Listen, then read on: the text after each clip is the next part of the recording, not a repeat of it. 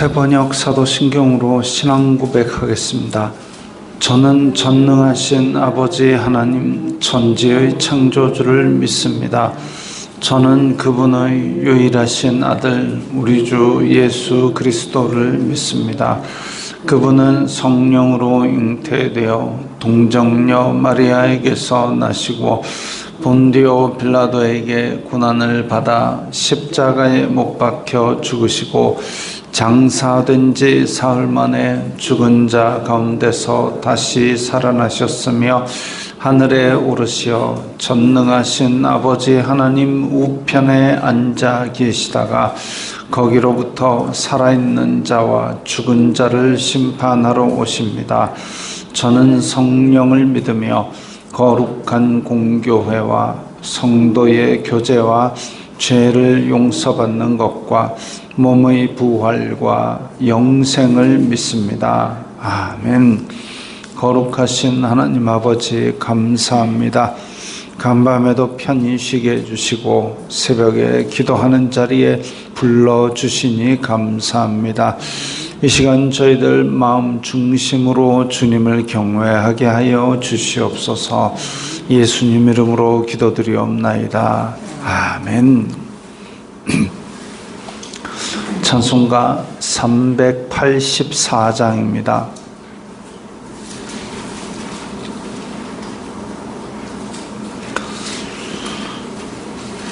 찬송가 384장입니다.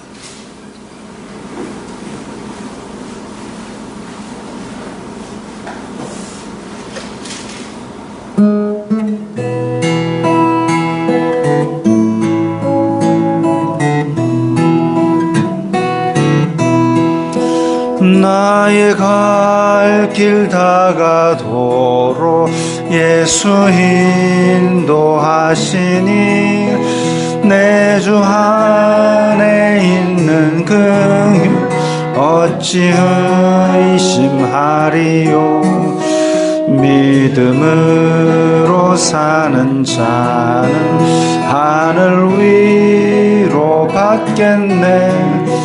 무슨 일을 만나든지 만사형통하리라. 무슨 일을 만나든지 만사형통하리라.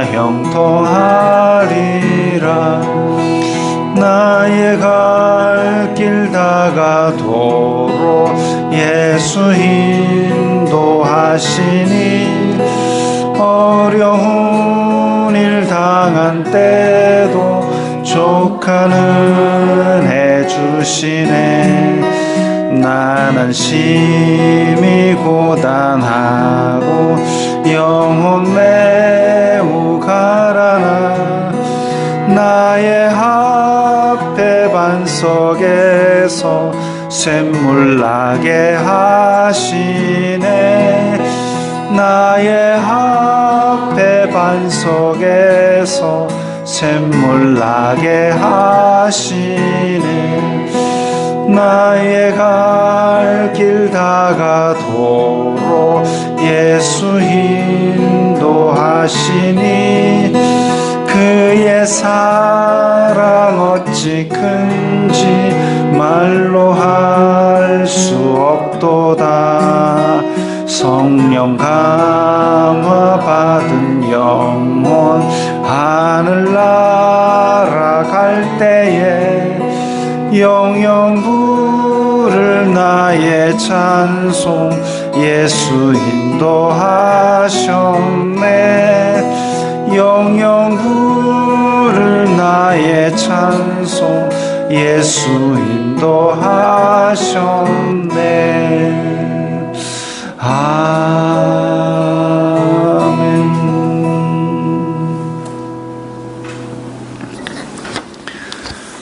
오늘 말씀은 누가복음 1장 57절부터 66절까지의 말씀입니다.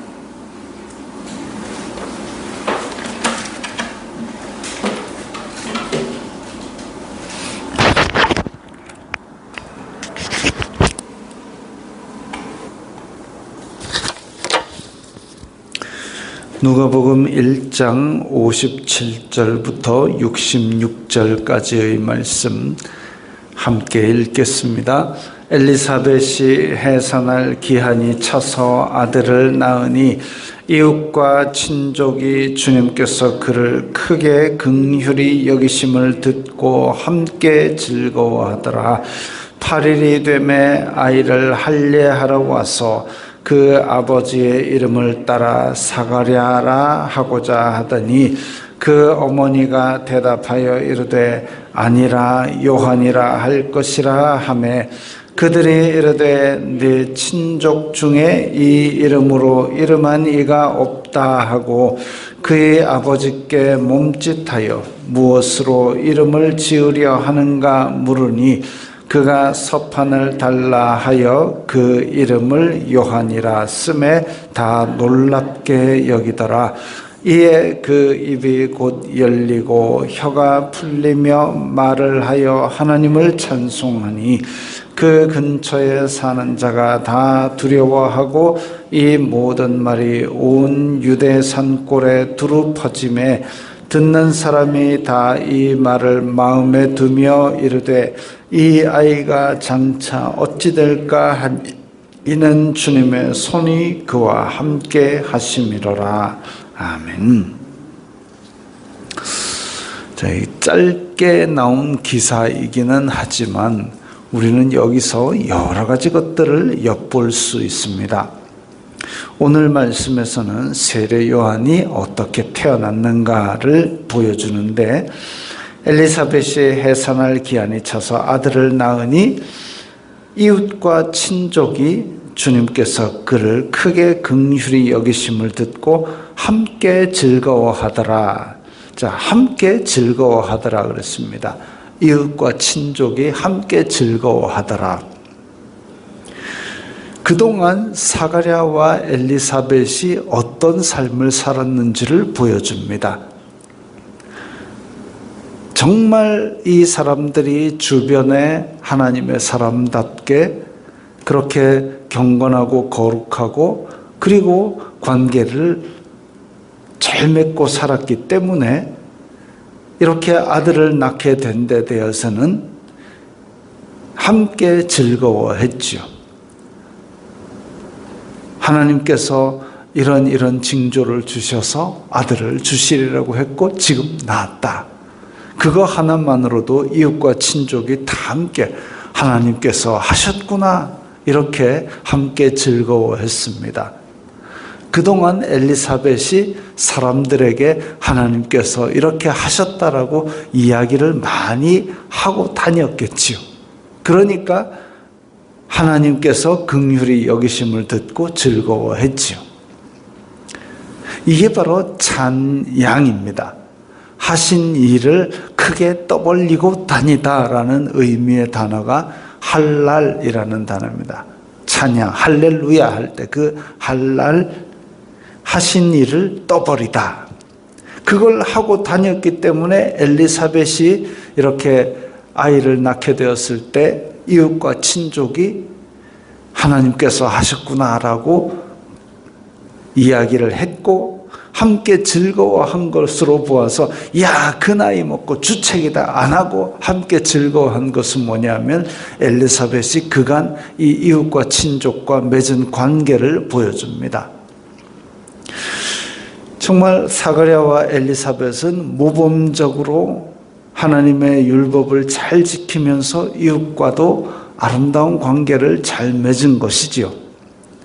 8일이 되매 아이를 할례하러 와서 그 아버지의 이름을 따라 사가랴라 하고자 하더니, 자, 이것도 할례를 행하는 날 이제 공식적으로 사람들 앞에서 이 아이의 이름은 무엇입니다 이렇게 공표를 해야 되는데 사람들은, 친족들은 야, 사가랴라 부르자, 아버지의 이름을 따서 부르자. 유대인들은 성이 없습니다.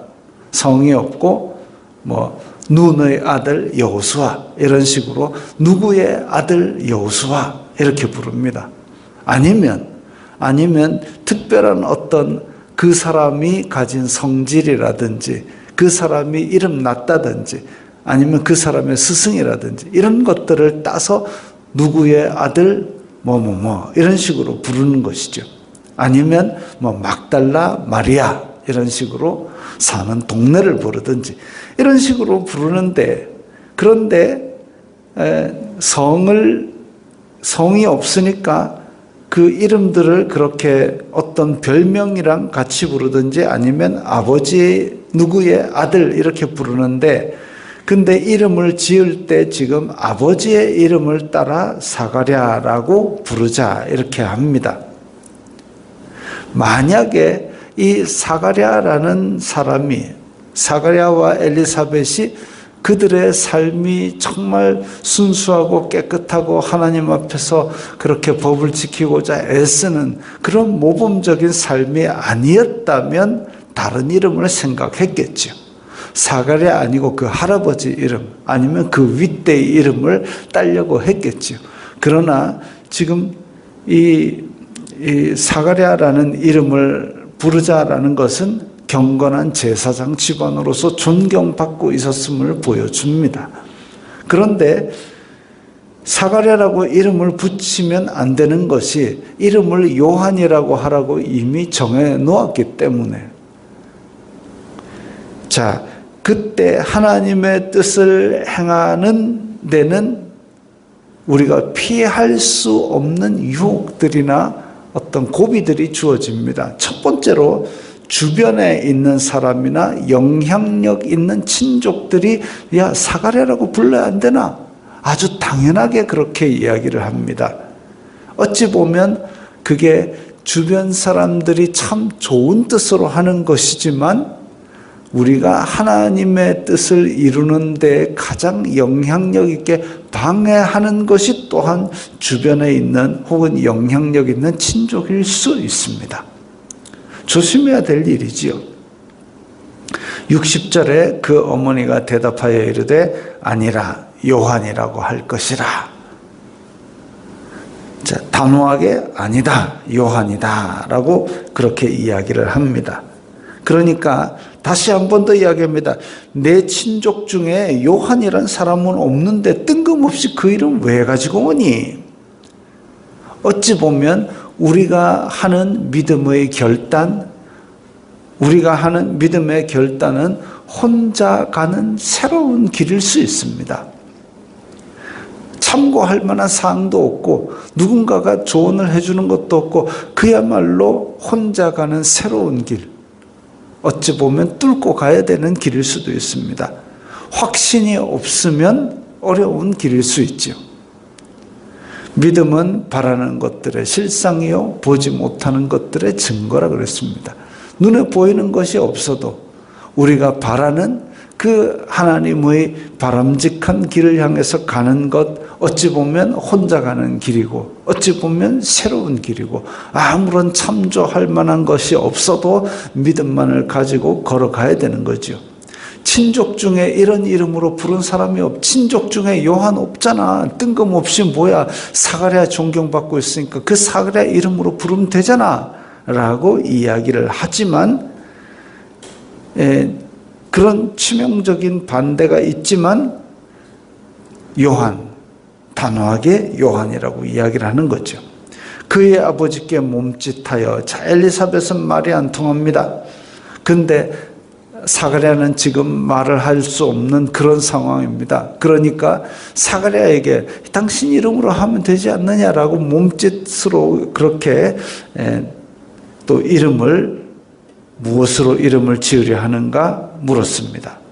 그러니까 사가랴가 서판을 달라 해서 그 이름을 요한이다 라고 쓰매 다 놀랍게 여기더라. 그러니까 사가랴와 엘리사벳은 이미 이 하나님께서 하신 일에 대해서 서로 충분한 소통을 했고 그리고 요한이라고 확신을 가지고 있었던 것이죠. 그들이 살아왔던 경건한 삶과 그들이 살아왔던 정말 그 순수한 그런 삶을 통하여 하나님께 온전히 순종하자 이렇게 확신이 주어졌으니까 평화로운 삶 가운데서 믿음의 강단이 있는 것이죠. 그래서 요한이라고 쓰자마자 입이 열리고 혀가 풀리며 말을 하여 하나님을 찬송하니, 처음에 제사장이 엘리사벳을 만났을 때는, 제사장이 이 가브리엘을 만났을 때는 이게 어떻게 이게 되겠습니까? 증거를 주세요 할 정도로 의심이 있었지만, 그로 말미암아 말을 못하게 되었지만, 이제 순종하고 그 열매가 맺어지자마자 말이 풀렸습니다. 그래서 제일 먼저 하나님을 찬송하였습니다. 애가 태어날 때까지 한 10달 가까운 동안 말 못하는 제사장의 심정도 참 답답했을 겁니다. 제일 첫 번째로 이 성전에서 나와가지고 아론의 말로 백성들을 축복해야 되는데 그걸 못해가지고, 그래가지고 어찌 보면 백성들 앞에서 망신을 당하고, 그 다음부터는 야야 제사장이 말도 못하게 됐다. 얼마나 사람들이 수군거렸겠습니까? 그럼에도 불구하고 말 한마디 못하고, 그 가운데서 어떻게 살았을까요? 이전에 살았던 경건한 제사장으로서의 삶을 보았을 때에 아마도 불순종해서 불신앙을 가졌던 것을 회개했을 겁니다. 회개하고 하나님께서 이제 엘리사벳의 태를 열어서 지금 배가 점점 불러오는 걸 보면서, 야, 하나님께서 이런 놀라운 일을 행하시고 나의 집안에 은혜를 베푸셨구나, 이렇게 찬양하고 기뻐하고, 그러면서 자기의 불신앙을 회개하고, 이런 기간들이 10달이 채워지니까 이제 혀가 풀렸을 때는 아이고 답답했네, 그동안 말도 못하고, 이거 아니고 하나님을 찬양한 것이죠. 자, 이런 삶이 사가랴와 엘리사벳에게 세례 요한이 오게 된 계기일지도 모릅니다. 하나님께서 미리 이 집안을 준비하시사 정말 경건하고 또 순수한 이 집안을 준비하셔서 이렇게 예수님의 길을 예비할 수 있는 아들을 주신 것이죠. 그 근처에 사는 자가 다 두려워하고, 자, 하나님께서 놀라운 일을 베푸셨습니다. 아이를 낳을 수 없을 정도로 나이 든 부부가 아이를 낳았습니다. 그리고 사가랴 제사장이 말을 못하다가 이제 아이가 이름이 정해지는 그때에 말을 하게 되었습니다. 이런 것을 전에 들은 사람들은 다 하나님의 크고 놀라운 능력과 은혜를 두려워할 수밖에 없는 것이죠. 그리고 이 모든 말이 유대 산골에 두루 퍼짐에, 자, 이 놀라운 얘기들을 사람들이 사람들에게로 전했겠지요.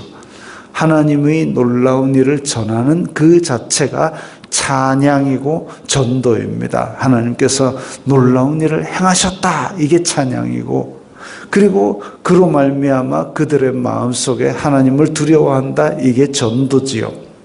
온 유대 산골에 두루 퍼졌습니다. 듣는 사람이 다 이 말을 마음에 두며 이르되 이 아이가 장차 어찌 될까. 이제 이 아이의 인생에 대해서도 기대하는 마음이 생겼습니다. 왜? 400년 동안 지금 침묵 기간이었습니다. 하나님께서 예루살렘에 그야말로 선지자와 그런 예언의 말씀을 주지 않으시고, 그야말로 침묵하는 기간을 통해서 헬라가 지배했다가 로마가 지배했다가 계속 예루살렘은 더 암흑의 시대로 접어드는데, 그 가운데서 하나님께서 놀라운 일을 행하셨다. 드디어 뭔가 새 빛이 비치나, 드디어 약속의 메시아가 오시나, 이것을 사람들의 마음에 빛을 비추기 시작한 것이죠. 특히나 주님의 손이 그와 함께 하심이로라, 하나님의 손이 있다는 것을 보니까 이제 드디어 하나님께서 이 불쌍한 이스라엘 자손들을 돌아보셨구나, 희망이 생기는 겁니다. 사가랴와 엘리사벳은 이 친족과 이웃과 이 사람들이 다가와서 함께 기뻐하는 것 같지만, 그래도 이름을 사가랴라고 불러야 되지 않느냐라고 그렇게 주변에 있는 넘기 어려운 이야기들을 할지라도 믿음의 강단을 가지고 아이의 이름은 요한이다 라고 하면서 하나님의 일을 널리 전하는 길을 택했습니다. 믿음은 양보하는 게 아니죠. 오직 하나님께서 원하시는 방향, 그것을 향해서 아무런 참고할 것이 없어도 전진하는 것, 그것이 믿음입니다. 어찌 보면 참 순진하고 순수하고 거룩한 삶을 살기 위해서 살았던 우직한 삶, 그것이 우리가 지금 이 혼란한 말세를 살아가는 방법이라고 판단이 됩니다.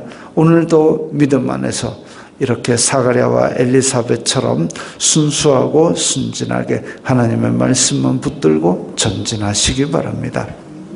기도하겠습니다. 거룩하신 아버지 하나님, 감사합니다.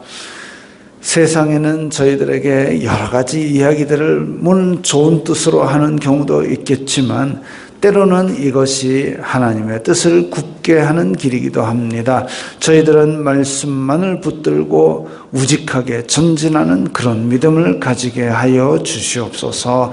예수님 이름으로 기도드리옵나이다. 아멘.